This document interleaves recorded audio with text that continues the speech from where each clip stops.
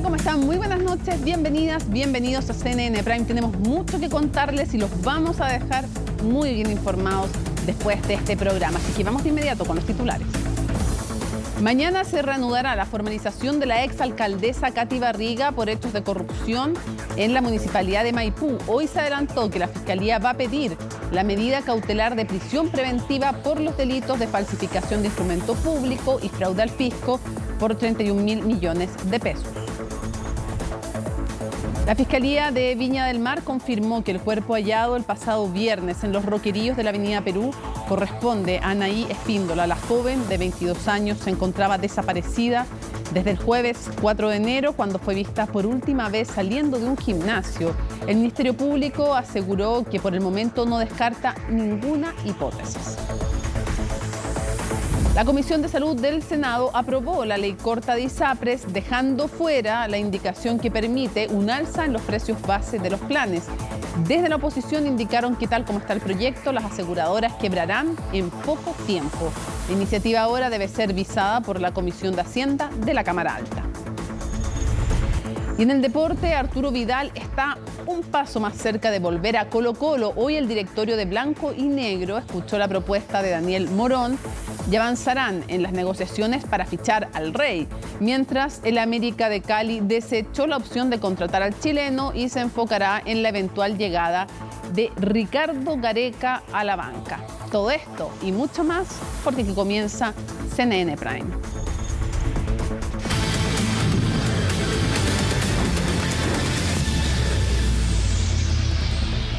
Preocupación entre las ISAPRES luego que la Comisión de Salud del Senado rechazara el alza del precio base de las aseguradoras. Francisca Cárdenas tiene todos los detalles de esta decisión que, claro, aprueba el proyecto, pero sin algo que era clave según las aseguradoras y los parlamentarios de oposición.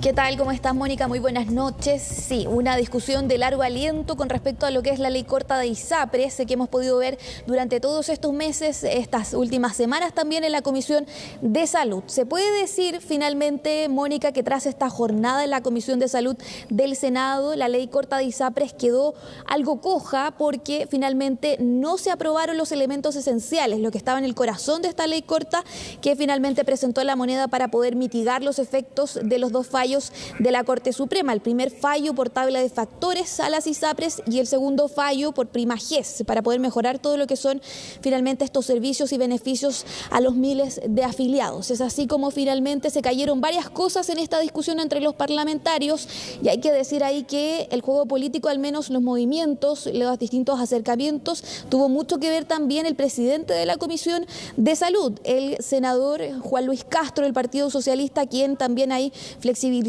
posiciones con incluso la oposición para llegar a distintos acuerdos en los puntos más críticos de lo que fue de lo que ha sido la discusión de esta ley corta de ISAPRES, pero obviamente con respecto a lo que ellos estaban de acuerdo. Habían varios elementos que ellos le habían advertido a la ministra Aguilera, la ministra de Salud, que no les gustaba, que finalmente no iba a ayudar a los afiliados y que se iban a hacer dos cobros si se aprobaba, por ejemplo, el numeral 13C, que es el que se rechazó durante esta jornada, que es el más relevante de la ley corta de ISAPRES, que permitía a las ISAPRES en un futuro y en los próximos meses, más próximos digamos, poder tener un alza extraordinaria en sus planes, poder cambiar finalmente el precio de los planes de salud y obviamente de manera excepcional, justificándolo a lo que es la crisis. Esto se cayó, que era lo principal de la ley corta de ISAPRES, y es muy difícil, Mónica, que se pueda reponer, por ejemplo, lo que va a ser la discusión de la Comisión de Hacienda en las próximas semanas, porque si ya se rechazó en la Comisión de Salud,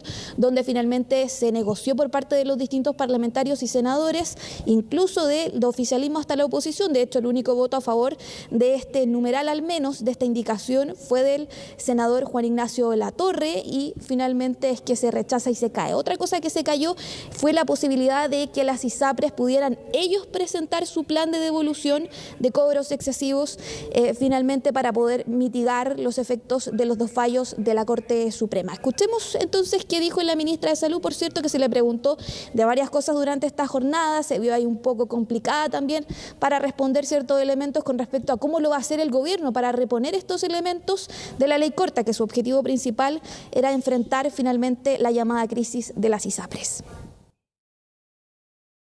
Hemos logrado terminar la tramitación en esta primera parte en la Comisión de Salud del Senado, el proyecto de ley corta de ISAPRES, con una excelente noticia para los afiliados a FONASA. Se ha logrado aprobar todo el articulado que crea la modalidad de cobertura complementaria, varios artículos en forma unánime, otros con mayoría, lo que representa, como dije ayer, las mejores opciones para las personas que están hoy día en FONASA, que son el grueso de la población, a tener un uso más virtuoso de los prestadores privados en la modalidad de libre elección, con una nueva cobertura financiera que les va a permitir reducir el gasto de bolsillo y hacer un uso más eficiente de la prestación privada, intensificando la complementariedad público-privada de una forma mucho más auspiciosa.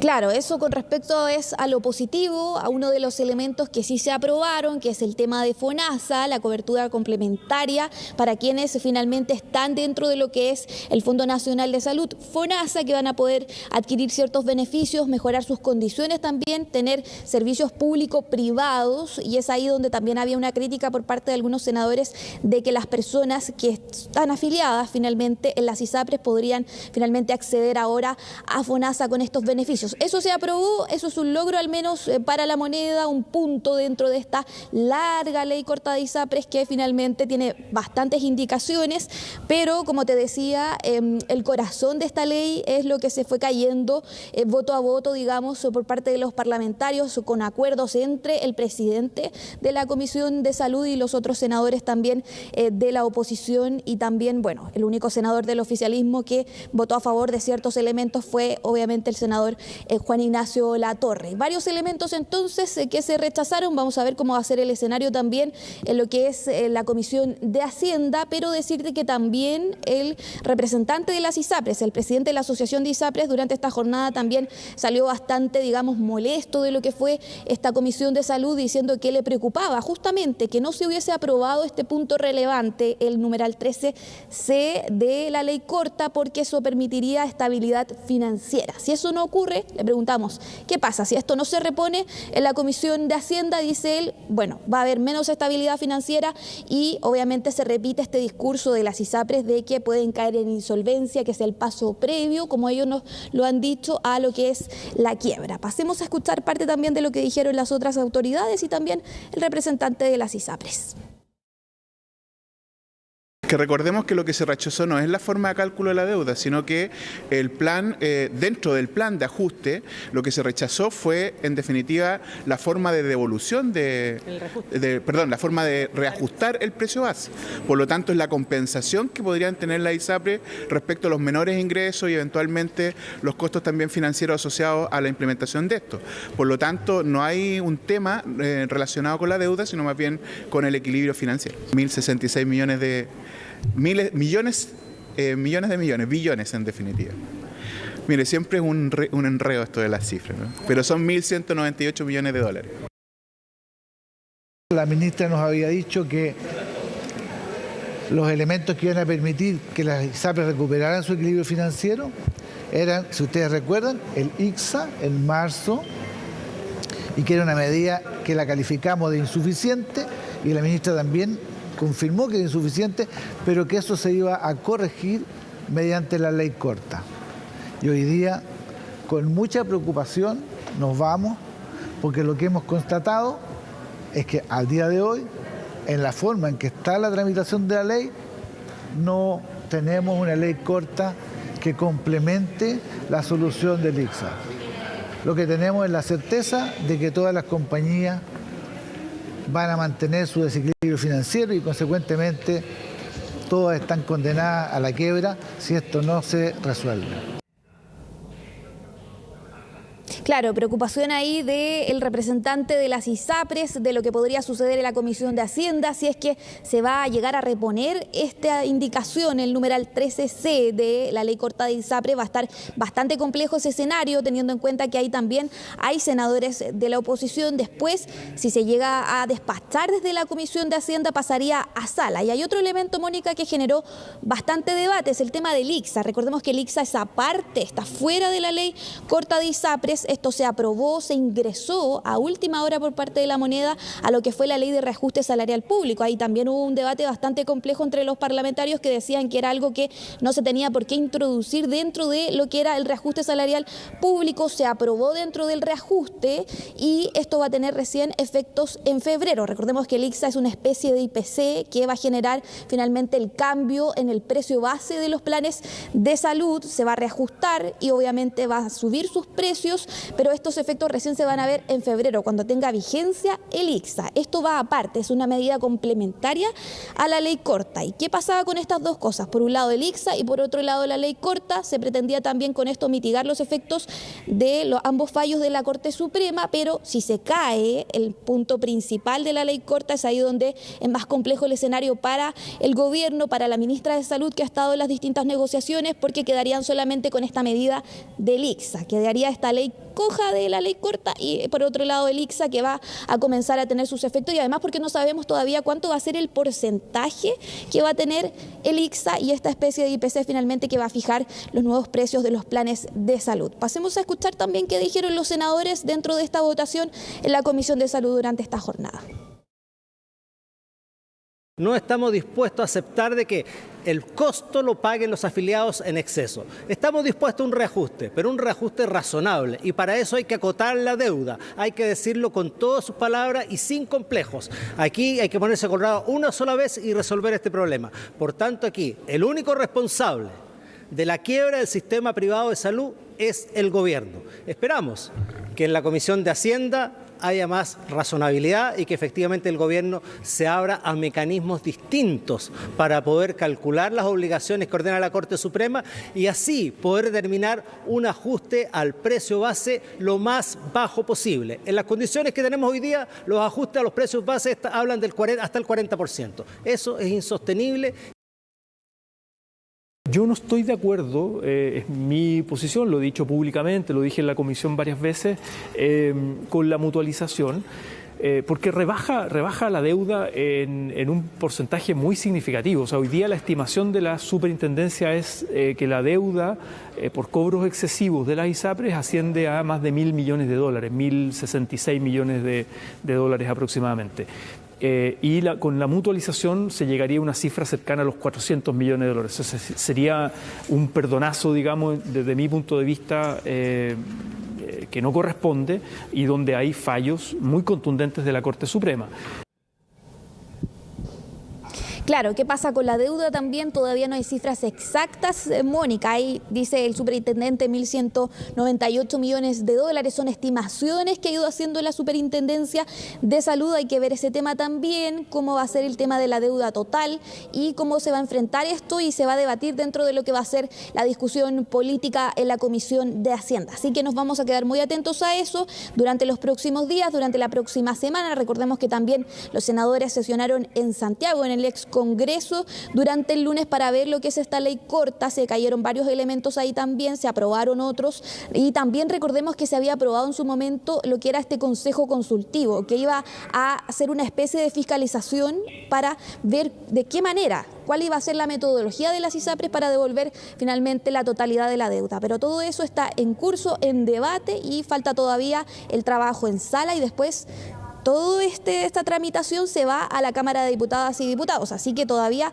falta bastante, digamos, para poder tener lo que es la ley corta de ISAPRES que ha presentado la Moneda, y además porque hay un plazo hasta abril, recordemos. Sí, pues bueno, el senador Juan Luis Castro conversó con nosotros hace poco en Hoy es Noticia, decía que él estaba dispuesto a unirse en los planes, pero bastante más atenuado que el que implicaba la normativa que él, por lo tanto, se abstuvo y no aprobó. Muchísimas gracias, Francisca. Buenas noches. Buenas noches. Bueno, el gobierno logró que la reforma previsional avanzara a la Comisión de Hacienda de la Cámara y se espera que la próxima semana pase a sala. Eso sí, ahí el Ejecutivo necesita 78 votos y desde sectores de Chile Vamos insisten en que van a sufragar en contra de la idea de legislar. Colomba Eichholz nos cuenta. Tras un camino cuesta arriba, finalmente el oficialismo logró sacar adelante la reforma de pensiones de la Comisión de Trabajo de la Cámara, iniciativa que avanzó ahora a la Comisión de Hacienda con la fórmula del 3 y 3. Bueno, lo primero que esperamos es que se pueda aprobar la idea de legislar, sabemos lo importante que esto es, sabemos también que hay diferencias en los detalles, pero lo cierto es que es súper fácil desencontrarse, lo más difícil es tomar un camino de unidad en el cual podamos poner a los pensionados por delante y lo que esperamos es que eso ocurra. Vamos a seguir conversando con la oposición, tenemos toda la disposición para aquello porque sabemos que sus votos son importantes para los jubilados de Chile. Después de mucha discusión, el Ejecutivo finalmente acogió la propuesta de la Democracia Cristiana para dividir el 6% de la cotización adicional. De esta forma, 3% iría a capitalización individual con solidaridad intrageneracional y el otro 3% a un seguro social. Nos dimos cuenta que en las conversaciones no había viabilidad política para ese proyecto y por lo tanto hemos hecho diferentes propuestas. 4-2, 2-3-1, diferentes guarismos y hoy día llegamos a un consenso con el centro político, no necesariamente alineado con el gobierno, pero que ha tenido la buena voluntad también de llegar a un acuerdo con las fuerzas del oficialismo para poder avanzar en la reforma de pensiones. La difícil misión para el gobierno está en la sala de la Cámara de Diputados, donde necesitan 78 votos y sectores de Chile Vamos ya adelantaron que votarán en contra de la idea de legislar. La posibilidad de cursar una reforma de pensiones depende de que tengamos votos y no tenemos los votos originalmente. De hecho, es más, Chile Vamos sigue insistiendo que quiere votar en contra de la idea de legislar, por lo tanto, de votar en contra de aumentar las jubilaciones, de no tener PGU, de no tener la eliminación de la AFP para poder avanzar a mejores jubilaciones. Nosotros estábamos en disposición de votar a favor de la idea de legislar, pero después de lo sucedido, después del plebiscito de diciembre, donde la ministra genera indicaciones inconsultas a Chile Vamos, y donde además le pone un ritmo de votación donde ni siquiera se puede argumentar, la verdad es que ella es la responsable hoy día de conseguirse los votos. Todas las opciones hoy día están abiertas y, insisto, todo va a depender efectivamente de la voluntad que haya y de las certezas que hayan, que yo creo que eso es lo que genera muchas dudas con respecto al nuevo sistema. Tramitación de la reforma previsional que no ha estado ajena de polémicas. Perdón. Me están llamando, sí. Debería haberse activado eso. Ahora tengo que encontrar la PPT de nuevo, ¿no es cierto? Sí, gracias. En medio de la sesión de la Comisión de Trabajo, el asesor del gobierno Cristóbal Uneos recibió un llamado de Leonardo Suárez, director de estudios de la Rainvial. Una llamada que rápidamente llamó la atención de la oposición. La ministra Jara se molestó mucho porque yo solamente le hice una pregunta. Que quién era la persona que había llamado, qué vínculos tenía. Porque recuerden ustedes que cuando se filtró o se descubrió por un medio las reuniones secretas sin lobby en la Casa Salaquet, se reconoció que estaba la Rainvial presente en esas reuniones. Yo creo que la llamada que sucedió ayer es una llamada desafortunada en un minuto que era complejo, pero creo que esa llamada telefónica no va a enredar la discusión en la Comisión de Hacienda. Creo que esto hay que mirarlo con bastante más altura de miras. Esa es una situación que le puede haber ocurrido a cualquiera. La ministra del Trabajo rápidamente desestimó las críticas. Yo sé que aquí, en base a proyectos que tocan intereses económicos tan importantes, siempre se tratan de construir mitos o tejer historias, pero la verdad es que aquí hay un cambio que es necesario, que venía anunciado con mucha anterioridad. Como les comenté ayer, ni siquiera sabía quién era la persona que llamaba. La tuve que meter a Google para saber quién era y me salió que era un futbolista argentino. Algo no me cuadraba y después alguien me contó que era de alguna de las empresas, ¿no? Reforma previsional que debería pasar la próxima semana a la sala de la Cámara y en la que el gobierno deberá mantener alineados a sus parlamentarios, además de lograr los votos del centro.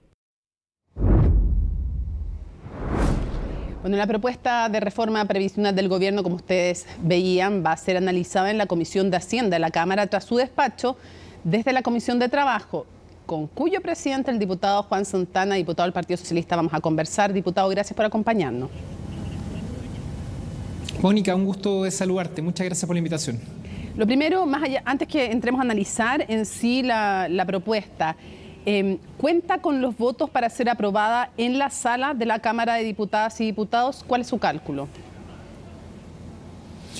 Yo tengo optimismo que sí cuenta con los votos para aprobar la idea de legislar, que nos parece que es la votación más importante porque es la que le permite darle continuidad a su tramitación posteriormente en el Senado y es la que evita detener justamente esta discusión por un año, que fue lo que ocurrió con la reforma tributaria. Seguramente las normas en particular no vamos a tener mayorías en algunos aspectos, pero me parece que es muy importante que esta discusión no se detenga en la Cámara de Diputados y pueda continuar con su tramitación en el Senado. Sí, importante lo que usted señalaba, me refería justamente a eso, a la idea de legislar, porque el articulado en particular no está negociado con los llamados no alineados más la ADC. Ahora, siguiente paso es el Senado. ¿Usted cree que hay alguna posibilidad pero realista de que se apruebe en el Senado esta reforma donde la cosa es mucho más adversa para el gobierno o va a ocurrir como la vez anterior y la anterior y la anterior, pero específicamente la anterior me refiero porque en esa ocasión pasó la Cámara de Diputados y murió en el Senado? Efectivamente, Mónica, bueno, yo creo que la tramitación que se dio en la Comisión de Trabajo, que además fue muy extensa, este proyecto se presentó hace 14 meses, en noviembre del año 2022, y afortunadamente hoy día está avanzando. Naturalmente en el Senado, como tú bien lo dices, la correlación de fuerza entre oficialismo y oposición es distinta, es casi de un 50 y 50. Pero a mí me da la impresión de que también ponerse en contra de tramitar una reforma que tiene un impacto tan grande en la población como lo es la reforma de pensiones también, por supuesto, trae consigo un costo social y político. Por lo que yo espero que en esto, más allá de los cálculos electorales, prime la sensatez, prime el criterio y que se ponga por delante principalmente un objetivo que nos ha pedido el gobierno, pero que también nos pide la población, que en este caso en particular es aumentar las pensiones de los chilenos y chilenas. Este sería el tercer intento en 3 gobiernos de una reforma previsional que lamentablemente en las 2 ocasiones anteriores fracasó, y nosotros esperamos que esta tercera ocasión sea la definitiva y haya una modificación a nuestro sistema previsional, porque sin lugar a dudas cuando se nos habla de urgencias ciudadanas, de urgencias de la población, esta es una de ellas. Diputado, ¿es realmente transparente y honesto presentar esta fórmula como 3 y 3? Cuando alguien escucha 3 y 3, entiende que es 3% directo para su cuenta particular y 3% para solidaridad. Y en rigor, como ese 3% para capitalización individual se divide en 70% directo para la cuenta de cada uno y 30% para solidaridad intrageneracional, la verdad es que no sería más justo llamar a la propuesta 2,1, que va directo a cada cuenta, y 3,9 más bien a solidaridad. También podríamos llamarla, Mónica, 13 y 3, porque también este 3% de cuentas de capitalización individual se suma a la cotización que actualmente tienen los trabajadores y trabajadoras. Ya, pero lo que hay que hacer un matiz respecto a que todo este monto va a cuentas de capitalización individual. Pero no a la es que mía, este 30% directo. Va a las cuentas de capitalización individual. Lo que pero no directo a la del cotizante. Sí. Va 2,1 directo. Termina. El 70% del 3% va a la cuenta de cada cotizante de forma inmediata. 2,1. ¿Por qué 2,1? El 70% de 3%, ¿cuánto es? Tú estás sacando el cálculo de solamente el 3%. Sí, pero para terminar, Mónica, está bien, 2,1. Y el resto, el 0,9 al que tú te refieres, ese monto igual llega a una cuenta llega a la cuenta de capitalización individual del trabajador. Lo que pasa es que se hace un cálculo, se hace un promedio de acuerdo a lo que se calcula con la cotización del resto de los cotizantes. Pero ese monto siempre va a la cuenta individual del trabajador. Y eso es bueno dejarlo claro. No, diputado. Sí, no, porque usted está diciendo ese 0,9%. No, usted dice ese 0,9% siempre, escuche su frase, dice el 0,9% siempre va a la cuenta del trabajador directo. No, pues porque si gana más que el promedio, llegará menos del 0,9%, y si gana menos, le puede llegar más que el 0,9%, pero no está garantizado que el 0,9% llegue directo a la cuenta del cotizante. Depende de cuánto gane de su sueldo. Claro, lo digo de otra forma, Mónica. Mayoritariamente los chilenos y chilenas van a recibir más. ¿Y sabe por qué? Porque el salario en nuestro... Claro, pero mayoritariamente va a ser más. Y lo importante, porque acá se trata de dibujar el hecho de que este monto va a llegar a la cuenta de capitalización individual haciendo un parangón con lo que en algún momento se rechazó, que eran las denominadas cuentas nacionales. Que es otra esa cosa. figura, esa idea hoy día no existe. No, es que esta comparación, Mónica, para ser bien precisos, para ser bien precisos también, se hace a partir de esa discusión que se generó por la crítica que existió respecto a las cuentas nacionales. Yo se la estoy preguntando y no la estoy haciendo ningún parangón ni he nombrado la palabra nacional. De hecho, usted la puso, yo ni siquiera nombré nacional. Las veces que se ha consultado, está bien, las veces que se ha consultado esto en la comisión de trabajo que me corresponde presidir, ha sido a partir de una comparación que se hace con la primera propuesta de gobierno. No es el Por caso eso yo aquí, le respondo. No es el caso, aquí se lo estoy preguntando. Algunos van a recibir... Sí. Y es bueno también precisar que algunos trabajadores van a recibir más de lo que van a aportar, mayoritariamente. Claro, y otros menos. La minoría. Sí. La minoría recibe menos, la mayoría recibe más que ese 0,9% y todos reciben el 2,1%, eso está garantizado. Ahora, explíquele usted también a la gente con cifras súper concretas, ¿cuánto se elevan las pensiones presentes con este sistema propuesto?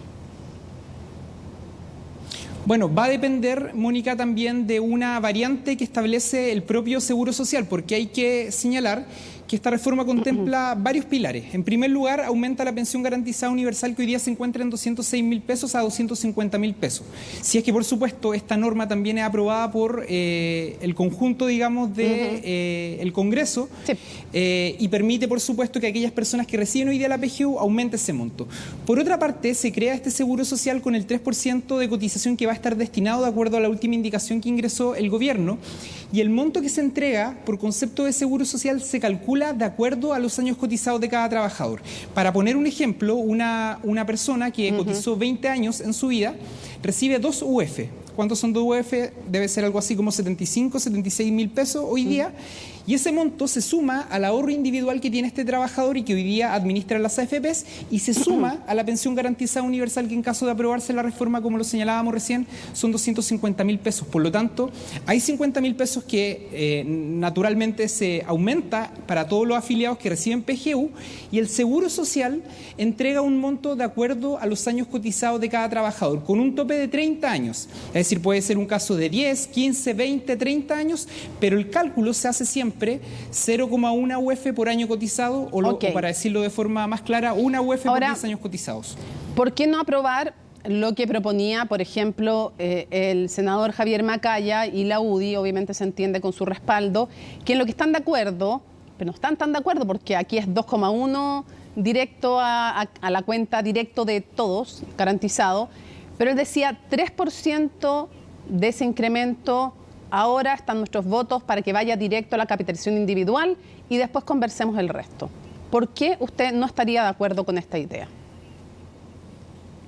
No estaría de acuerdo con esa idea, Mónica, porque la UDI no puede pretender imponerle su posición al resto. Si de lo que se trata esto es de llegar a un acuerdo para sacar adelante una reforma previsional, y el gobierno ya ha dado señales claras de ceder. Fíjese que la propuesta inicial del gobierno tenía relación con un 6% destinado a Seguro Social, y fue bajando de a poco. Después destinaba un 4% para solidaridad, incorporó este elemento de incentivo en la formalidad, en los trabajos formales de mujeres.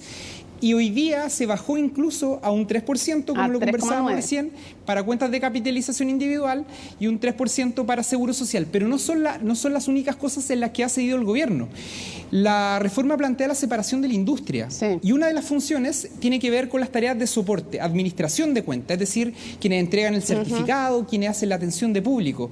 Bueno, esa labor inicialmente estaba plasmada en una figura pública que era un IPS fortalecido.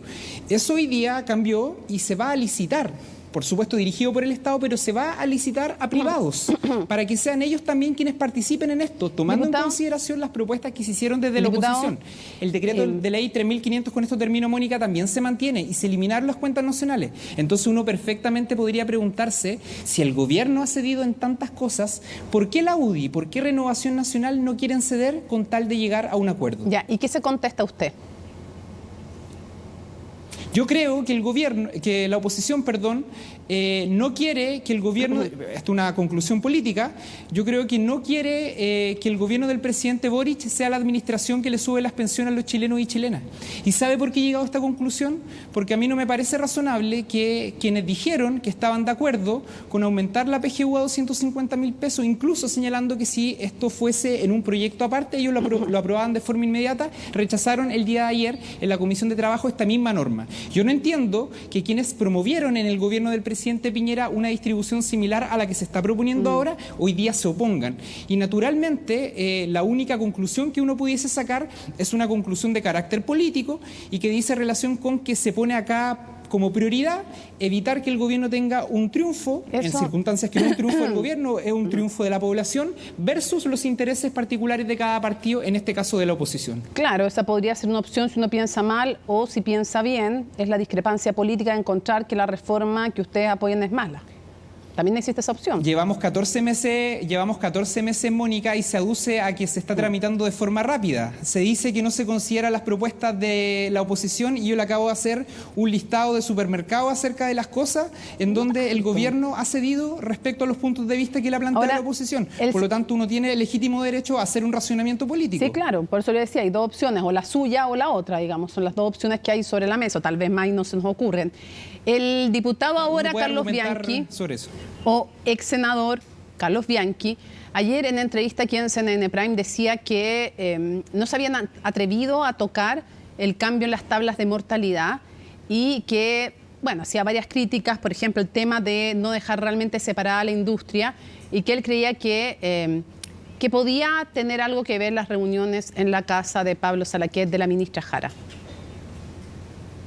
No, eso yo creo que es intentar aprovecharse de las circunstancias y del momento. Lo mismo que se intentó hacer ayer dentro de la comisión. ¿Cómo va a tener que ver las comidas en la casa de Pablo Salaquet en circunstancias que la industria es el sector más crítico, me refiero a la industria de las AFPs, respecto a lo que hemos estado aprobando durante todo este tiempo, que ha estado dirigido precisamente por la ministra Jara?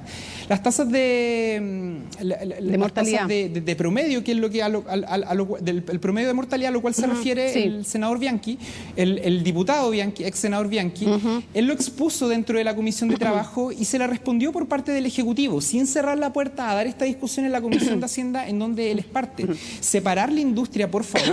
Hoy día lo que plantea la reforma es que se separa la industria en aquella que cumple funciones de administración, lo decía recién, soporte, y por otra parte aquella que tiene que ver con la inversión de los fondos de los afiliados. Y acá me parece muy relevante, Mónica, porque aquellos que hablaron acerca de la libertad de elegir durante tanto tiempo, particularmente en el proceso constitucional, hoy día se oponen a que exista un ente público y que existan privados, pero que sea el afiliado quien elige cuál es el organismo que va a invertir sus fondos de ahorro individual. Naturalmente a mí eso me parece también, permítame decirlo, una completa y tremenda contradicción. Antes que se nos acabe el tiempo, quiero preguntarle directamente, usted, presidente de la Comisión de Trabajo de la Cámara de Diputadas y Diputados, ¿fue una comida en casa de Pablo Salaquet, sí o no, para que aclaremos y despejemos ese tema?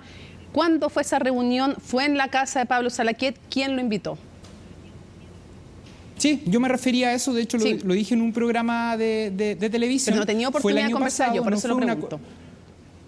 No fue una comida, fue una exposición que realicé junto a otros dos parlamentarios, el diputado Undurraga y el senador Galilea, acerca de la reforma al sistema de pensiones. ¿Quién lo invitó a usted?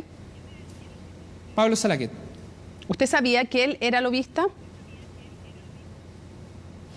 Después lo recordé, pero en el mismo momento mi intención de asistir era principalmente una intención de avanzar desde el punto de vista de la información con un sector que me parece importante dentro de la discusión de la Cámara de Diputados. Después le voy a preguntar sobre la intención, pero no me perdí. Cuando él lo invita y usted dice, sí, voy, ¿usted sabía que él era lobista? Lo recordé después. ¿Después de la reunión? Después de la reunión, sí. Y de verdad, sabiendo y siendo alguien tan conocido, Pablo Salaquet, habiendo sido exalcalde y siendo de bastante público conocimiento que trabajaba en lobby, ¿usted no lo recordó en el momento de la invitación? No, fue un descuido y un grave error político que yo cometí. De esa forma lo he señalado. Ya. ¿Quiénes estaban en esa comida? No, esa reunión, perdón. Estaban representantes de la Asociación de AFPs. ¿Quiénes? No recuerdo los nombres, Mónica. Se presentaron en ese momento, se presentaron, nos presentamos todos, no nos conocíamos, pero si tú me preguntas acerca del nombre de esas personas o de la institución a la cual representaban, yo no lo recuerdo, eso fue el año pasado. ¿Y todavía no lo ha recordado? No lo recuerdo. No lo recuerdo. Eran más de 10 personas. Hay como una amnesia colectiva aquí en el tema, diputado. Perdona que se lo manifieste. Si supiera, Mónica, los nombres de esas personas, que no te quepa ninguna duda que lo diría, porque no tengo ningún problema en hacerlo. ¿Diputado? Y fíjate que es a tal nivel, con esto déjame responder, por favor. El día de ayer, quiero hacer hincapié en esto, porque se intenta vincular estas instancias con la decisión que uno eventualmente toma en un debate como este, el debate de las pensiones. Y yo he sido sumamente tajante, estuve a favor de separar la industria, estuve a favor de que existiera participación pública, tanto en la administración de cuentas como en la inversión de fondos. Justamente lo que las AFPs y lo que la Asociación de AFPs se opuso hasta el día de hoy. Mis votaciones, Mónica, son públicas y la gente sabe por qué voto. Diputado, yo estoy haciendo preguntas, la gente podrá hacer los vínculos que estime. Yo cuando las quiero hacer los hago directamente, pero... ¿Yo puedo responder? Sí, obviamente, pero yo le estoy aclarando que yo cuando quiero hacer un vínculo lo hago directamente. Y lo que quiero preguntarle directamente es, usted, o sea, la ley se presume como conocida para todos los ciudadanos y ciudadanas, pero más allá de la ley, ¿usted no cree que es su obligación como diputado y representante de chilenos y chilenas saber con quién se reúne? Y por tanto, primero me llama la atención que no supiera que Pablo Salaquet era lobista, estaba inscrito en el registro lobby, pero ok, le concedo que usted se acordó después. Dije que lo recordé, lo recordé después. Lo recordó después de la reunión, ok, pero no es una obligación suya saber primero quién le invita a un lugar y segundo, ¿no es obligación también saber con quiénes está conversando? O sea, antes de ir a un lugar, saber, porque usted me dice que hasta el día de hoy no recuerda con quiénes conversó. ¿No es obligación suya eso? ¿No es una responsabilidad suya? A mí se me dijo, Mónica, cuando se me invitó, a mí se me dijo que esta exposición era ante la Asociación de AFPs. Eso se me dijo. ¿Y a usted no le pareció incompatible, dado que usted es sujeto, según esta ley, la ley 20.730, usted, dado que usted y todos los ley de lobby y además de gestión de intereses particulares, ¿no le pareció que usted como sujeto pasivo, que es usted y todos los diputados, no estoy diciendo usted específicamente ni por la Comisión de Trabajo, pero ¿no le pareció que usted como sujeto pasivo de lobby tenía que registrar obligatoriamente para dar cumplimiento a esta ley esa reunión? En estricto rigor no, Mónica, porque era una exposición. Y la ley del lobby lo que dice es que son personas que intentan persuadir para intereses particulares. Y a mí en ningún caso se me intentó persuadir. Y la evidencia de eso, lo dije al inicio de la conversación, es mi votación, que es pública. Por tanto, difícilmente una industria o una instancia como de la cual estamos hablando pudo haber generado un convencimiento a mi persona, diputado, porque mi votación es contraria a la de las AFPs. La ley no habla de lograr un convencimiento. Habla solo incluso de un verbo tan suave, son tres verbos. Representar un interés. No dice que tenga que conseguirlo. Son tres verbos que se los puedo buscar: promover, defender o representar. No es necesario conseguir, o sea, no es necesario conseguir el objetivo para que tenga que ser registrada la reunión. Y por eso hacía hincapié, Mónica, en que ellos en ningún momento me manifestaron la opinión de la industria. Pero ¿cómo? Ellos hicieron preguntas acerca de la reforma. Mónica, si me permite responder, hicieron preguntas acerca de la exposición que realizamos acerca de la reforma de pensiones y sobre nuestra opinión.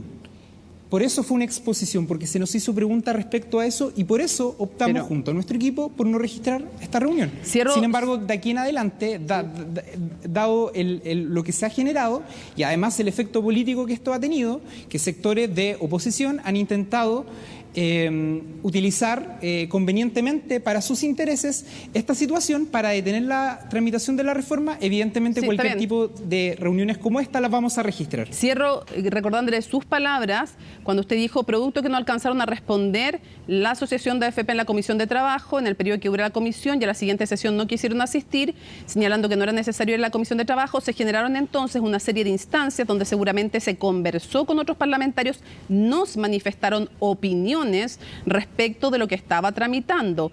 Creo que hay que agotar las instancias institucionales, pero también hay que aprovechar instancias donde no hay ánimo de convencer, sino un ánimo informativo. Pero usted dice que le manifestaron su opinión. Eso es representar.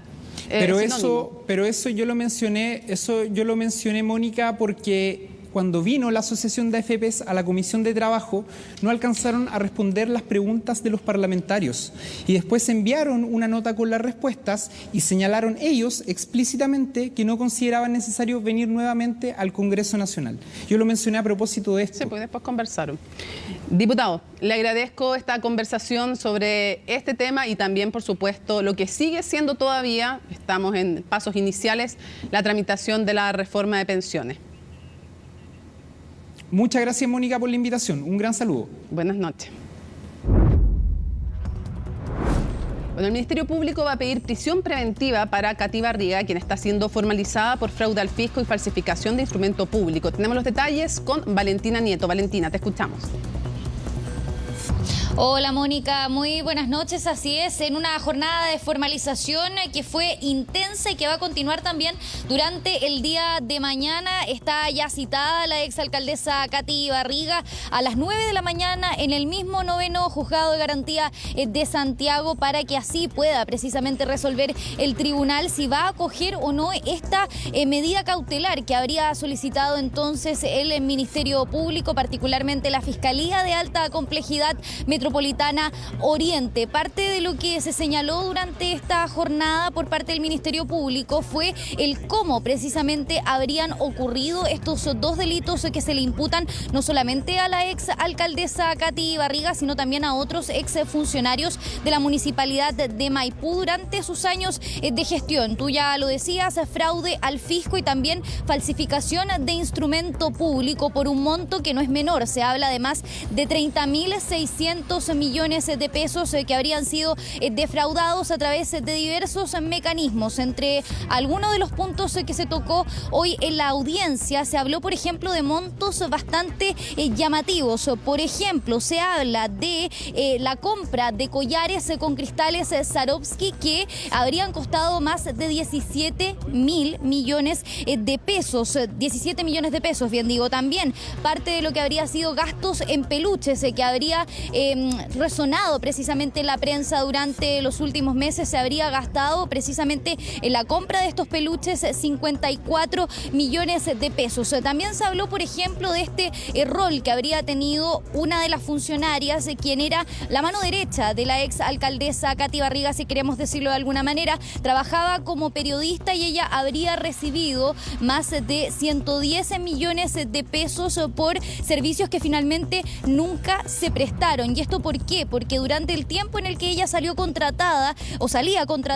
entre los funcionarios de la Municipalidad de Maipú, en realidad se encontraba con licencia. Se habla además de 1.700 días de licencia y además se apunta que habría presentado para poder precisamente postular a este cargo como periodista un título falso de periodista. Ella no lo habría sido y entonces habría presentado este título falso correspondiente a la Pontificia Universidad Católica de Chile. Pero te invito a que pasemos a revisar los detalles de cómo fue esta jornada bastante maratónica en el Centro de Justicia en el informe que preparó nuestra compañera Macarena Román.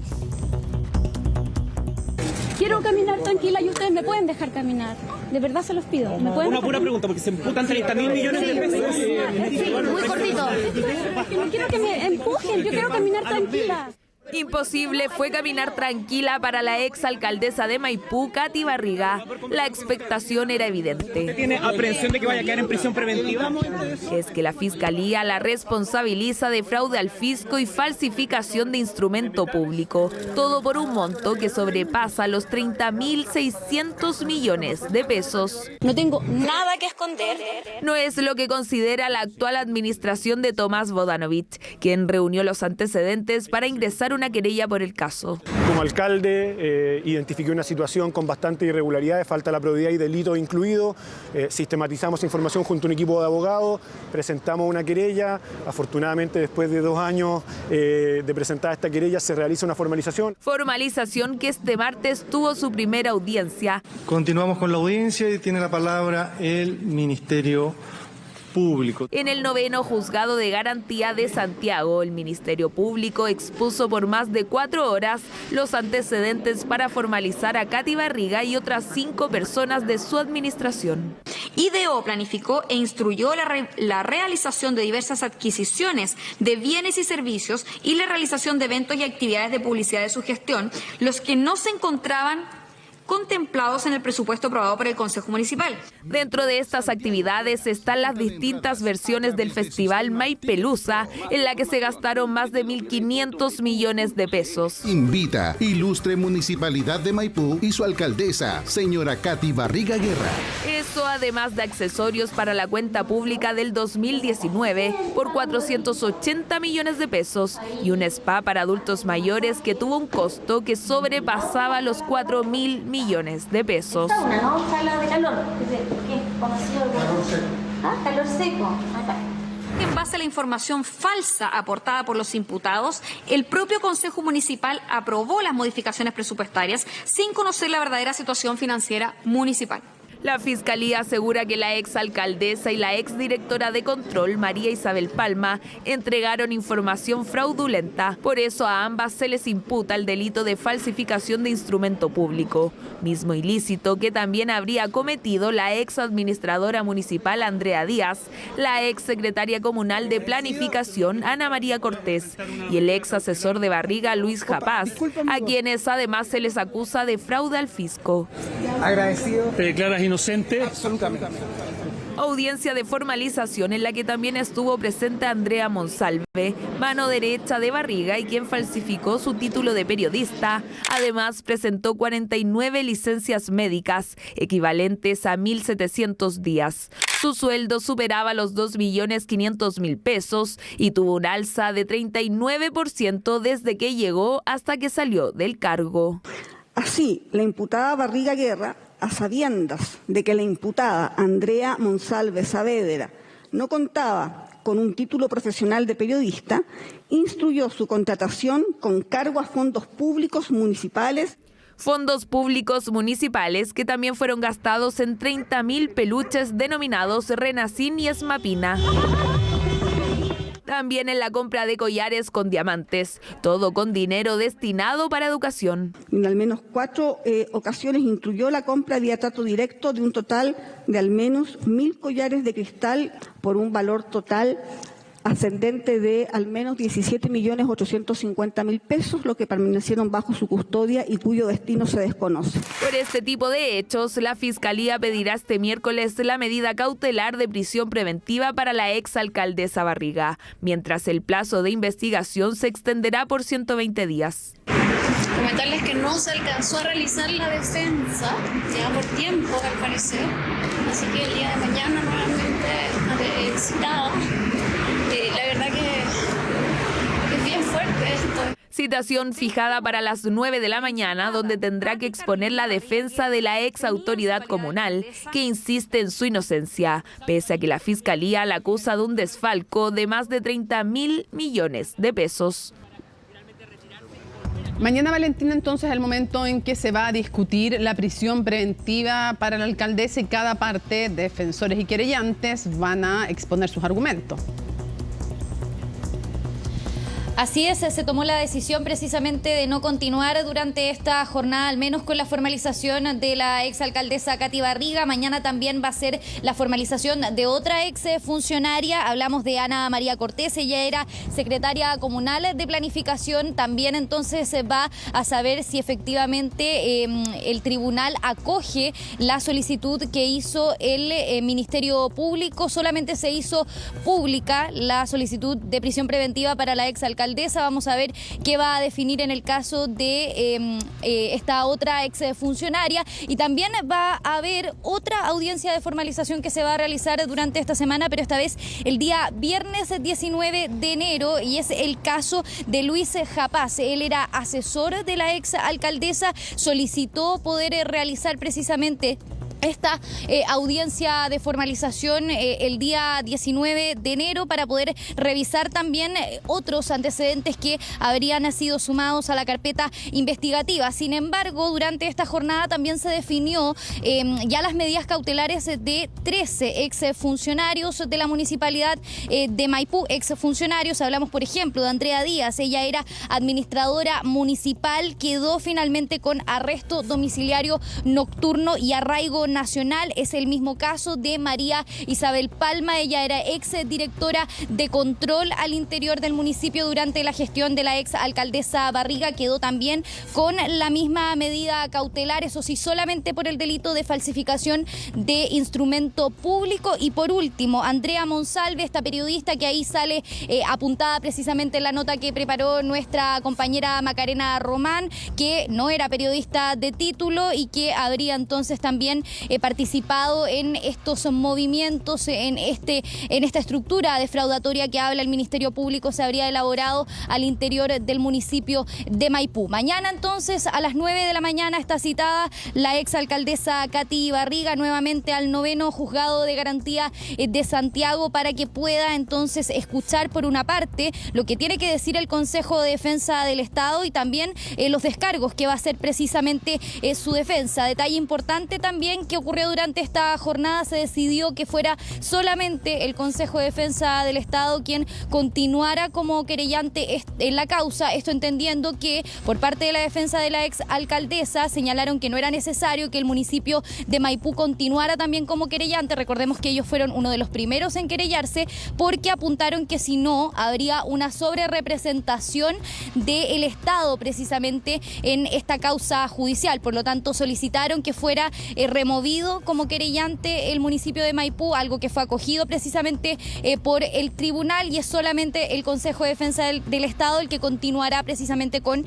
esta indagatoria. Así que vamos a estar bien atentos, Mónica, y temprano vamos a llegar al Centro de Justicia para poder también recoger las impresiones de la exalcaldesa de Maipú, que también veíamos ahí en el informe que preparó nuestra compañera Macarena Román. Estaba bastante molesta, incluso se dio un momento en el que discute incluso con su esposo, ¿no? Con el exdiputado Lavín, señalando que, claro, exacto, el diputado Lavín, que finalmente le pide que por favor no la empuje porque había alta expectación de la prensa y estábamos todos tratando de poder hablar con ella, y hay también un altercado entre ambos, así que vamos a ver qué va a pasar también mañana. Atentamente seguimos la segunda jornada de formalización, en este caso Maipú. Muchísimas gracias. Buenas noches. Buenas noches. Bueno, las autoridades de la región de Valparaíso confirmaron que el cuerpo encontrado en los Requerillos de Viña del Mar es el de Anaí Espíndola, la joven que había desaparecido en la ciudad tras salir de un gimnasio. Las pericias continúan y la investigación por ahora tiene carácter de reservado. María Luisa Carrión con el informe. Hace una hora, aproximadamente una hora y media, se encontró el cuerpo de una, que al parecer sería de una mujer. Muy complejo por el tema de la luminosidad, por el tema de la profundidad, las olas también, que el tren de olas que se venía a cada momento. Ustedes han visto que está trabajando la Policía de Investigaciones, que fue el equipo que en el fondo hace el hallazgo. La Armada de Chile, que ha estado todos estos días buscando en la zona. Se ha logrado rescatar el cuerpo hallado. Hay muchas cosas que están todavía en investigación y vamos a esperar que esto proceda como corresponde. mucho en investigación aún, pero al menos ya hay una certeza. Este despliegue es del viernes pasado, cuando fue encontrado un cuerpo en Los Roqueríos en Avenida Perú, frente al Casino de Viña del Mar. Este martes se confirmó que es de Anaí Espíndola, la joven de 22 años desaparecida el 4 de enero. Los peritajes de ADN que dicen en relación con las muestras tomadas, tanto a la víctima como a su familia, arrojan una probabilidad científica de fondo de identidad. Confirmación científica tras varios días de espera. El cuerpo fue encontrado a más de 4 metros bajo el mar, con marejadas que hacían difícil la labor de rescate. Fueron intensas horas, más de 5, para lograr el objetivo, incluso sin tener la certeza aún. La familia de Anaí había llegado hasta el borde costero. Era cerca de la medianoche y tras el trabajo de 3 grúas se pudo rescatar el cuerpo. Desde la llegada del cuerpo al servicio médico legal se hicieron pericias que van en la línea de la identificación inicialmente. En esa línea nosotros hicimos pericias desde el tipo dactilográficas como también de pruebas de ADN que han confirmado en conjunto con las pericias que se hicieron de ADN de la Policía de Investigaciones la identidad hoy día a través de el cotejo de ADN. Luego de eso se están realizando las distintas pericias tanatológicas y tal como decíamos en un protocolo que se realiza a mujeres.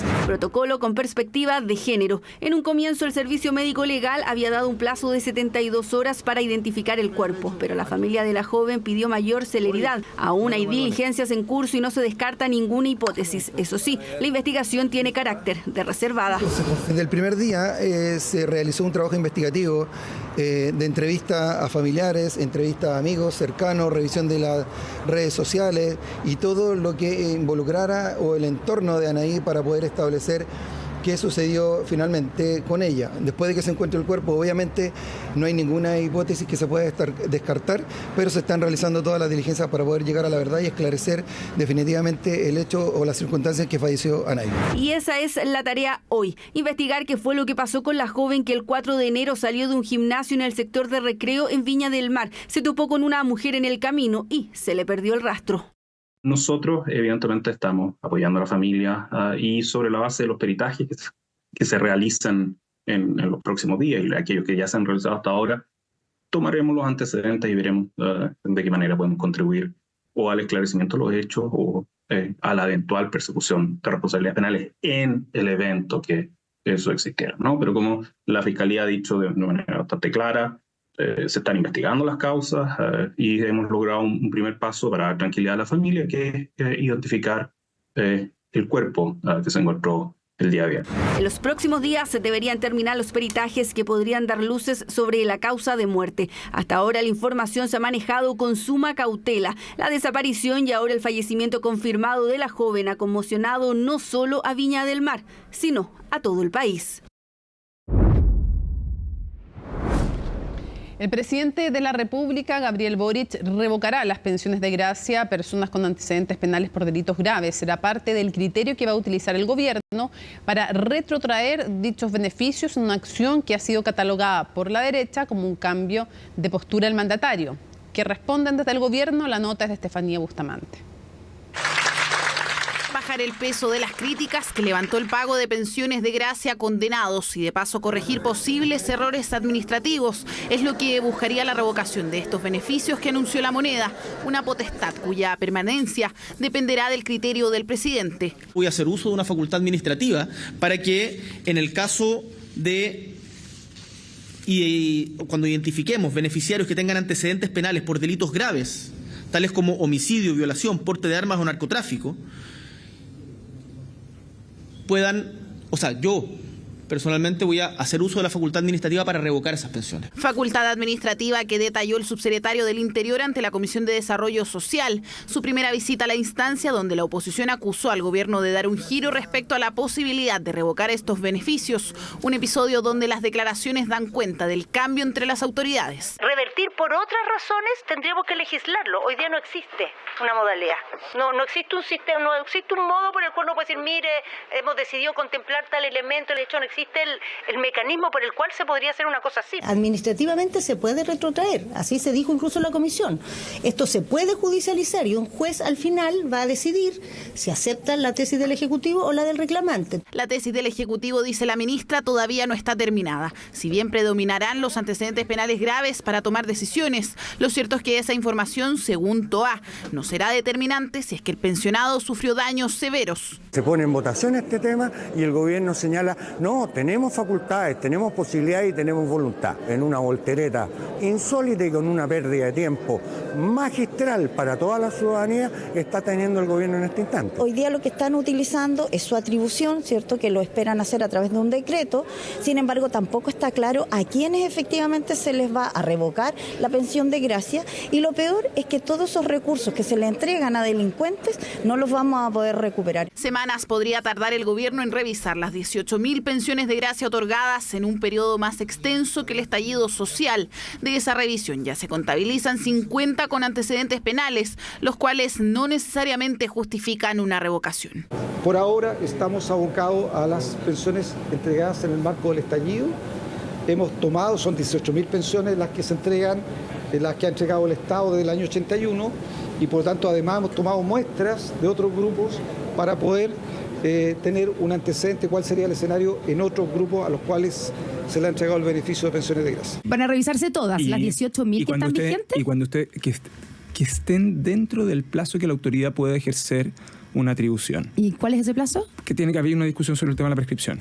Pero estamos hablando de ¿cuántos años? 5 años. El gobierno resolverá administrativamente aquellas pensiones donde los antecedentes penales son previos a la concesión del beneficio, pero si es posterior será legal. Por eso se requiere del acuerdo en el Congreso para avanzar en el proyecto que se discute en la Comisión de Desarrollo Social. Debiera de votar a favor, porque hay que legislar para revertir esa pensión y, en segundo lugar, quitar las facultades cuando no, evidentemente, se está cumpliendo con la ley, cuando no se entrega a las personas que realmente lo necesitan. La oposición en esta materia se atrincheró en su idea inicial con estos dos proyectos de ley. El gobierno tenía toda la voluntad política de avanzar en un proyecto que incorporara esas ideas. Ahí tendremos que verlo, pero estos son todos temas que son de iniciativa exclusiva del Ejecutivo. Entonces, si no se aceptan las indicaciones, no se puede legislar. Indicaciones que fueron rechazadas por la comisión que revisa las mociones parlamentarias, refundidas en un proyecto que busca ajustar las pensiones de gracia. Por eso el Ejecutivo buscará reponer los cambios cuando la iniciativa avance a la sala. Las cifras de evasión en el sistema de transporte público metropolitano bajaron un 6% durante el 2023. Según los informes entregados por el Ministerio de Transportes, la evasión en los distintos recorridos de red se redujo de un 45,8% a un 39,8% en solo un año, algo que se atribuye al plan antievasión lanzado por el gobierno en noviembre del 2022. En ese sentido, los desafíos planteados por el Ejecutivo en materia de transporte para este 2024 están enfocados en continuar la reducción de los índices de evasión en la región metropolitana, evaluando incluso el uso de cámaras de vigilancia en los paraderos. El año tuvo un aumento bastante sostenido en materia de validaciones de personas que accedieron al transporte público en metro o en buses, que pagaron, que validaron con su pasaje. En el caso de Metro tuvimos un aumento respecto del año 2022 sistemático, tanto el primer semestre como el segundo semestre, de 10%. En el caso de los buses, lo que tuvimos es, durante el primer semestre, un aumento de 13% respecto del 2022, del primer semestre, y en el segundo semestre, muy importante, un aumento de un 23% respecto al segundo semestre del 2022. Vamos a desarrollar un inédito plan piloto usando tecnología para poder captar aquellos incumplimientos que se presenten, generando por ende las infracciones que correspondan. Queremos también señalarle a los usuarios y usuarios que resulta injusto cuando un pasajero va a su lado, uno paga el pasaje y el otro no lo hace. El que no lo hace se expone a una sanción que puede llegar a 150 veces el valor de la tarifa. Por eso también el llamado es a ser serios y responsables, no solo con el bolsillo propio, sino con el bolsillo de quienes como sociedad están a nuestro lado. Carabineros y el municipio de Santiago realizaron un operativo para retirar los llamados toldos azules del comercio ambulante afuera del penal Santiago 1. La medida es parte del programa de recuperación de espacios públicos y buscó erradicar el comercio irregular que normalmente se instala en el exterior del recinto penitenciario. Según la policía uniformada, fueron 12 toldos retirados del lugar y más de 30 establecimientos ilegales, ya que se comprobó que ninguno de los puestos contaba con el permiso correspondiente. En el sector incluso hay buses instalados que funcionan como locales. Se informó además de 10 personas detenidas. El operativo se desarrolló sin incidentes y finalmente los comerciantes desalojados no opusieron resistencia. Se trata de un operativo policial y en conjunto además con personal municipal en la circunstancia de la restitución de bienes de uso público en este sector, en donde personal de Carabineros, tanto también como municipal, que están ejecutando el retiro de especies de locales no establecidos ni que mantienen patentes para su funcionamiento en este sector. La idea es mantener un patrullaje preventivo en el sector, además Municipalidad están ejecutando también un trabajo aquí en terreno con la finalidad de poder darle una continuidad a este despeje y a este bien de uso público que estamos restituyendo en este minuto. Por unanimidad, el Senado ratificó a Claudio Soto como consejero del Banco Central. En la siguiente nota, Francisca Suárez nos cuenta los detalles de la votación que confirma a Soto justo en la antesala de la nueva reunión, donde se espera que el ente emisor baje nuevamente la tasa de interés. El economista Claudio Soto fue confirmado por la Sala del Senado para ocupar una silla del Consejo del Banco Central por los próximos 10 años. Durante la sesión, tanto el ministro de Hacienda como los senadores valoraron transversalmente su trayectoria académica y profesional. El conocimiento de todo lo instrumental técnico que usa el staff del banco, cuando los consejeros tienen un buen conocimiento y una buena comprensión de esas metodologías, de esos modelos, de esos instrumentos, es mucho más fácil que le puedan sacar el mayor provecho posible.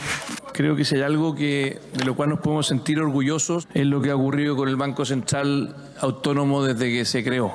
Y la tradición que ha tenido de poder convocar a las mejores y los mejores economistas. Y creo que el gobierno del presidente Boric haya elegido a alguien como Claudio Soto viene a ratificar y confirmar esta larga tradición. La continuidad en la dirección de esta institución es muy fundamental, que creemos que realmente la persona nominada cumple precisamente los requisitos para garantizar esa continuidad. Con esto, Soto participaría de su primera reunión de política monetaria a fin de este mes. En este ámbito, el economista aventuró en entrevistas recientes que esperaba que la tasa de política monetaria llegara a un 5% o menos al cierre de este 2024. En línea con lo que señaló este lunes otro consejero, Alberto Nodón, en un evento de consejeros latinoamericanos, señaló que este año terminaría con una tasa neutral. Es decir, en torno a un 4%. Esto probablemente esté muy relacionado con el IPC de diciembre, ya que representa un cambio de postura bien importante por parte del Consejo y señaliza que ahora la TPM bajaría a un ritmo algo más rápido de lo que señalizaba el último IPOM y un poco más acorde con la expectativa de mercado. De esta manera esperamos que la TPM hacia adelante se mueva un poco más en línea con la parte baja del corredor del último IPOM, lo que da cuenta de un recorte de cerca de 100 puntos base en la próxima reunión de política monetaria. Claudio Soto ocupará el puesto dejado por el actual vicepresidente del Consejo, Pablo García, una vez este termine su periodo el próximo lunes 22 de enero. Y el pronóstico para los próximos días, pero en profundidad, lo vamos a conocer con Daniela González desde el estudio de CNN Tiempo Virtual. Daniela. Hola, hola, ¿cómo están? Buenas noches. Los saludamos desde el estudio de CNN Tiempo para compartir con ustedes información meteorológica que es muy relevante para preparar la jornada de este miércoles 17 de enero. Ya avanza el mes precisamente y por eso queremos acompañarlos con información meteorológica, pensando en que mucha gente ya está de vacaciones o planificando las vacaciones y sabemos que el lugar predilecto de los chilenos son las playas. Es ahí donde vacacionan la mayor cantidad de las personas acá en nuestro país y por eso eso queremos compartirles información relevante de las principales playas de Chile. Hemos elegido algunos balnearios, por supuesto que nos faltan muchísimos más, pero que dan una idea de cómo van a estar los balnearios en las distintas regiones de nuestro país. Partimos en el norte, específicamente en la región de Arica y Parinacota, donde la playa de Chinchorro tendrá una máxima de 26 grados y una mínima de 20 grados. Cabancha muy similar, con 24 grados de máxima y 20 de temperatura mínima, ambas playas del norte grande de nuestro país con nubosidad parcial. En cambio, en Bahía Inglesa se ve una jornada que va a estar absolutamente nublada. Las nubes serán protagonistas con solo 20 grados como temperatura máxima. Avanzando, les cuento que Tongoy alcanzará una máxima de 22 grados y de 14 grados como temperatura mínima. Papudo, 18, marcará el termómetro a eso de las 3, 4 de la tarde con nubosidad parcial. Lo mismo para Maitencillo, aunque en Maitencillo sube un poquito de la temperatura máxima y baja también 1 grado de la temperatura mínima. Eso en estas playas. Vamos a seguir viendo y recorriendo otras más que nos quedan, incluso algunas del sur de nuestro país, pero partimos por el litoral central. Algarrobo, yo les cuento que alcanzarán una máxima de 19 grados, quienes estén vacacionando allá o quienes vivan en Algarrobo, por supuesto. El Tabo, nubosidad parcial con 19 grados de máxima y 12 de temperatura mínima. En cambio, en Concón el termómetro sube a 21 grados y además tendrán una jornada que estará soleada y eso aumenta la sensación térmica, así que será un lindo día para quienes estén en Concón. Y en Cartagena, nubosidad parcial, pero también habrá algo de sol en las tardes, 20 grados precisamente con 11 grados de temperatura mínima. Y avanzando más al sur de nuestro país, llegamos a la región del Biobío y a Dichato, una de las playas más reconocidas en Chile, sin duda, con 19 grados como máxima y 11 como temperatura mínima. Y Licanray, una de las playas más lindas del país, 25 grados será la temperatura más alta de la jornada, con un día con nubosidad parcial, pero una temperatura bastante agradable para la zona que les mencionábamos. Seguimos revisando información de algunas regiones de nuestro país. Les adelantábamos que la zona central va a tener temperaturas bastante altas, no solo mañana, el resto de la semana también. Y lo estamos viendo ahí en Quillota, con 30 grados de máxima y nubosidad parcial. Los Andes habitualmente tienen temperaturas más altas, llegarán a 33 grados. En Valparaíso, el puerto de Valparaíso, 22 grados marcará el termómetro, y el puerto de San Antonio, 21 grados será la temperatura máxima, pero con cielo totalmente despejado para Valparaíso y para San Antonio. Se nubla un poquito la situación en Pichilemu, ya nos saltamos de región a O'Higgins, y aquí les cuento que Pichilemu tendrá 20 grados de máxima, 13 de mínima. Pero en Rancagua la máxima será muchísimo más alta, más elevada, 31 grados como máxima y 13 como temperatura mínima, precisamente en Rancagua. Entonces, ahora vamos a seguir revisando otras zonas de nuestro país. Nos vamos a la región metropolitana y aquí yo les cuento que vamos a tener harto calor este día miércoles y estamos viendo ahí el detalle por algunas comunas, las que hemos elegido acá en CNN Tiempo. Curacaví con 31 grados, Melipilla con 31 grados también, Santiago, el centro de la capital, con 32 grados y Puente Alto, temperatura similar. Ojo que en Puente Alto la mínima es mucho más agradable que en el centro de la capital, por ejemplo, 15 grados, así que van a estar bastante calurosas las mañanas y las noches. En Maipú, mucho más alta también la temperatura máxima, llegarán a 33 grados y en Las Condes a 32 grados, ahí la zona oriente de la capital con mucho calor. La verdad es que al parecer se va a mantener la tónica de temperaturas por sobre los 30 grados en prácticamente todas las comunas de la región metropolitana y en la zona central de nuestro país. Veamos la proyección de la región metropolitana para el resto de los días. Les adelanto que se viene mucho calor, principalmente el fin de semana. Estamos viendo el jueves y el viernes con 32 grados. Esos días tenemos las mismas temperaturas, la máxima y la mínima, 32 y 14, pero fíjense que el sábado y el domingo esperamos temperaturas muy, muy altas, 34 grados el sábado y 33 el domingo.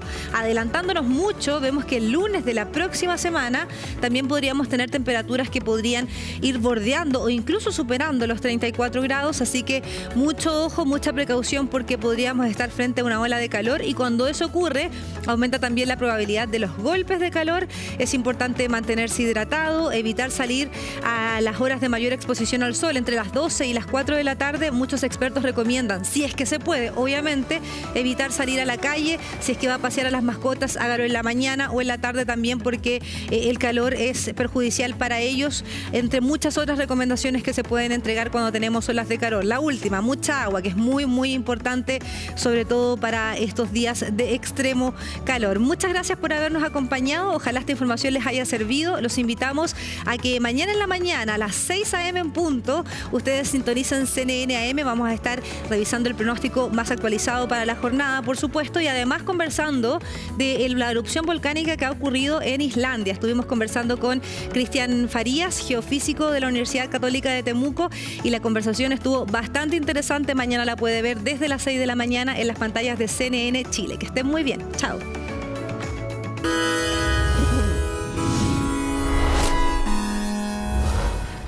Seguimos avanzando. Experiencias inmersivas marcaron la segunda jornada de Congreso Futuro 2024, el panorama científico imperdible del año que se desarrolla hasta el 20 de enero en el Centro Cultural Seina. Todos los detalles en el informe de Natalia Muñoz. Increíble porque aparte de aprender uno se divierte. Por ejemplo, ya había una bacteria y las partes del cuerpo. Yo por lo menos nunca había experimentado realidad virtual y es como súper innovador en temas de igual educación como se está implementando ahora. Me parece muy interesante, muy bacán ver como tu propia realidad, pero todo como es que era como un juego realmente, entonces era muy entretenido. Espacios totalmente inmersivos, donde la tecnología también juega un rol en el arte, es parte de lo que trae esta muestra de Congreso Futuro. Metaverso, realidad aumentada, sonido inmersivo y holografía, herramientas que se unen para la educación científica, experiencias vivenciales que junto a más de 100 expositores de 20 países del mundo marcan este Congreso Futuro 2024. La experiencia que trajimos a Congreso Futuro se trata de una realidad mixta, eso significa que integra la realidad física con la realidad digital. Trajimos un esqueleto que podemos ver sus partes interiores, su corazón, podemos dar vueltas a sus articulaciones, jugar con ellas. Es un robot japonés que nosotros en Duoc hemos rediseñado todo su software para que pueda ser un asistente dentro de Duoc para las personas con discapacidad, para que así puedan encender, apagar luces. Pepper funciona para múltiples cosas, sabe el estado del metro. Con la irrupción de la tecnología y la inteligencia artificial en nuestras vidas surge la pregunta, ¿y ahora qué hacemos? Es la premisa que se busca responder donde la crisis climática desafía a la humanidad. A finales de 1980, el cambio climático ocupaba la primera página de los diarios de todo el mundo. Pero básicamente no hemos hecho nada contra el cambio climático durante ese periodo. Lo que tenemos que hacer es una transición energética y eso es enormemente difícil porque no hay forma de generar energía que no implique alguna transformación de la naturaleza. Los fósiles nos muestran cómo era la Antártica hace millones de años, cuando el clima era naturalmente más cálido. Eso nos ayuda a entender cómo podría ser el clima en la Antártica en el futuro. Exponentes nacionales e internacionales que ponen a Chile en el centro de la discusión y cómo decisiones sociales, culturales y políticas del presente impactarán el futuro. Siempre me lo había perdido. Siempre pasaban los años, salían las noticias que habían venido gente súper seca. No, súper bacán. Siento que es interesante. Vengo de Temuco. Sí, primera vez. Vengo a varias charlas y talleres que me interesan. Nosotros somos de Viña. No, increíble. Ahora salimos de una charla del tema de construcción con madera, de todo lo que se viene en la arquitectura con la madera y no, increíble. Transición presente, futuro sustentable. Es el nombre del panel donde chilenos abordaron el uso de materiales que llevan años con nosotros, como la madera o el llamado combustible del futuro o hidrógeno verde. No podemos seguir construyendo con hormigón y acero, que hoy día son responsables del 8% de las emisiones globales. La madera es el principal recurso, materia prima, si quieres, biológica que tenemos a disposición. Es capaz de capturar carbono y por lo tanto permite mitigar los efectos del cambio climático o incluso reducirlo. En general estos temas son un poco áridos, uno los trata más bien en entornos más técnicos, con gente del sector y por lo tanto fue para mí también un desafío importante intentar transmitir el mensaje del rol que los minerales críticos y en particular el cobre van a jugar en la transición energética. Democratización de la ciencia, grandes ligas del debate, divulgación y desarrollo, avances que trascienden en charlas 100% gratuitas en todo el país, que nos invitan a debatir y a que seamos parte importante del futuro cercano. Y estamos listas para revisar las informaciones internacionales junto a Jacinta Molina. Hola Jacinta, buenas noches. Comenzamos viajando lejos. Sí, muy lejos, en Medio Oriente, con información que surge esta tarde. La entrega Qatar, que habla de que se ha alcanzado un acuerdo entre Israel y Hamas, pero para la entrega de medicamentos tanto para la población civil en la franja de Gaza, pero también fármacos que puedan necesitar los rehenes israelíes que se mantienen en este enclave palestino secuestrados por Hamas. Es una noticia entonces que se conoce durante las últimas horas y que habla de esta comunicación por parte de Qatar, que son quienes dan a conocer este pacto. Y todo esto comenzaría el día de mañana, luego de una mediación no solamente entre Qatar, sino también Francia, porque esta última nación, de hecho, es la que va a entregar estos medicamentos que van a salir mañana a través de dos aviones, de Qatar para llegar a Egipto y luego ser entregados en la franja de Gaza entonces. Pero lo cierto es que este es un acuerdo solamente que contempla la entrega de estos medicamentos, tanto para los civiles en Gaza como también para los rehenes secuestrados, pero las hostilidades se mantienen a tal punto que el día de hoy también Israel lanzó un ataque a gran escala sobre este territorio palestino, donde las autoridades, de hecho, de la franja de Gaza cifraron en 150 los muertos, fallecidos en total, que ya suman más de 24.000 desde el inicio de este conflicto el 7 de octubre pasado. Así que por una noticia está que se haya logrado este acuerdo, pero que solamente contempla la entrega de medicamentos, pero lo cierto es que los ataques continúan. ¿A dónde nos vamos? Nos vamos a ir ahora a Estados Unidos. Vamos a hablar de un nombre que lo vamos a repetir muchísimo este año y sobre todo... ¿Sorpresa no fue? No, para nada. Y es una buena noticia para la campaña de Donald Trump, que parte de esta manera ya todas las definiciones internas del Partido Republicano. Ayer se realizaron los caucus de Iowa, que, a ver, no son primarias propiamente tal, porque no se ejerce el voto como en una primaria como la conocemos, sino que son asambleas partidarias donde grupos de personas del Partido Republicano se reúnen, ya sean en escuelas, en iglesias, incluso también en casas, y ahí representantes de cada candidato defienden sus candidaturas y luego se somete esto a votación.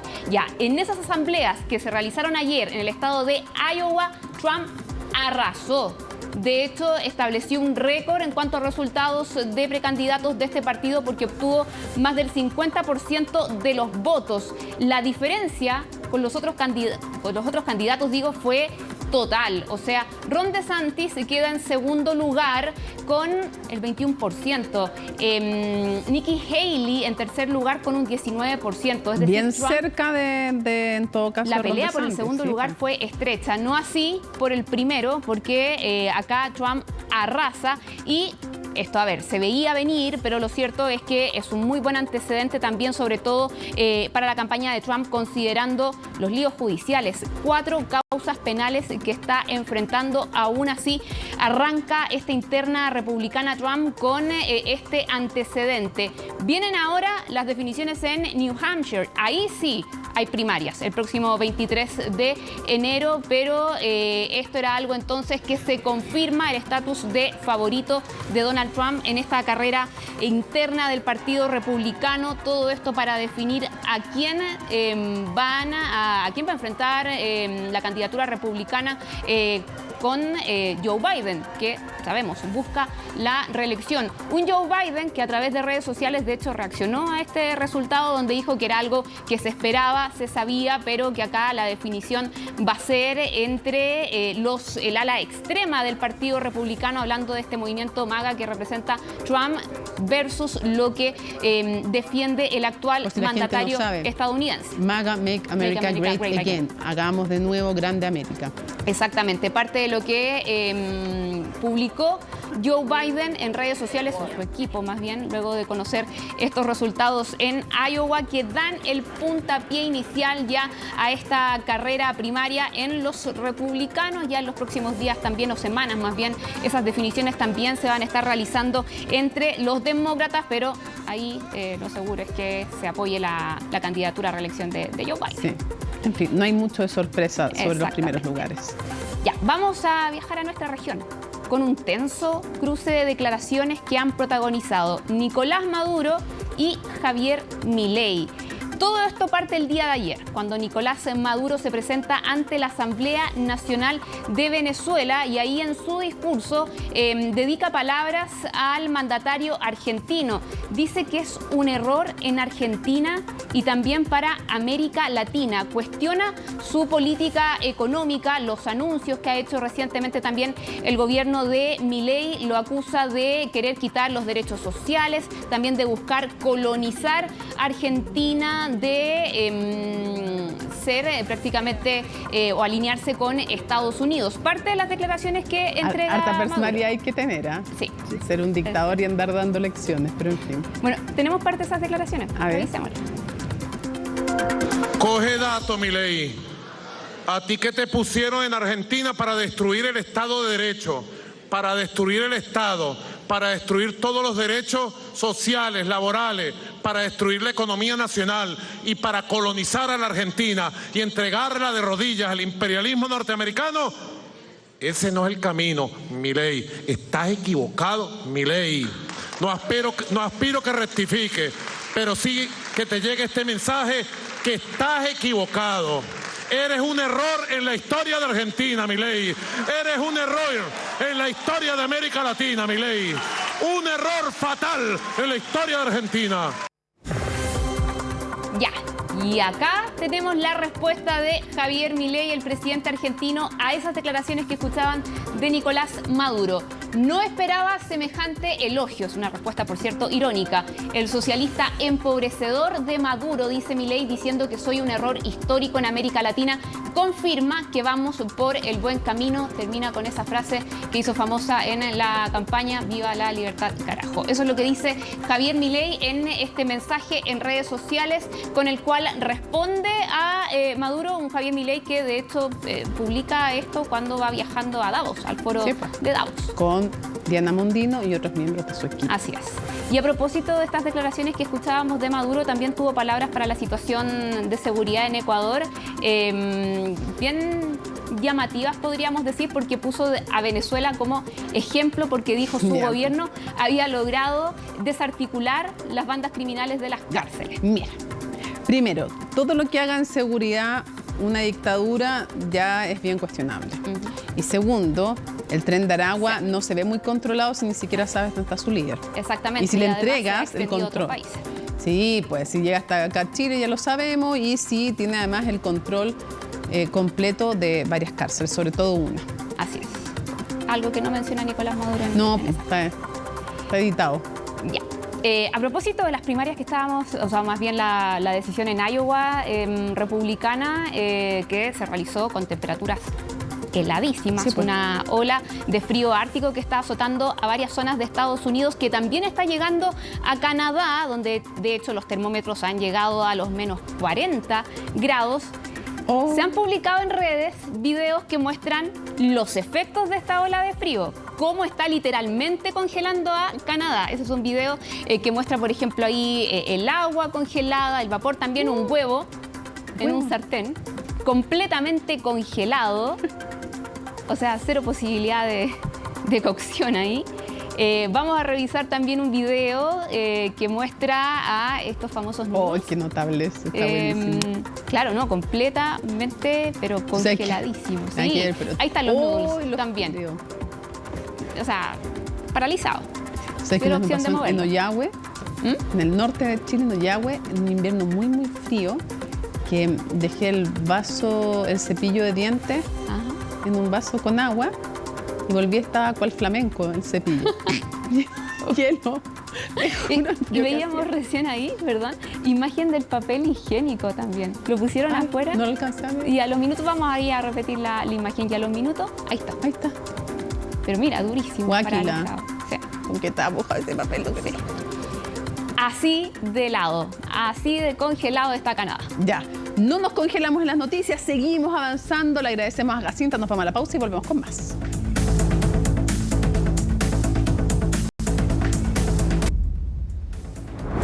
Gran letra.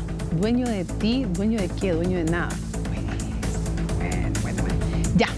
Se acabó con todo el romanticismo del Puma Rodríguez CNN Prime, pero viene CNN Tiempo y hoy día no se pueden perder, como cada martes, Futuro 360. ¿Y por qué? Bueno, porque está dedicado en especial a Congreso Futuro, así es que no se lo pierdan.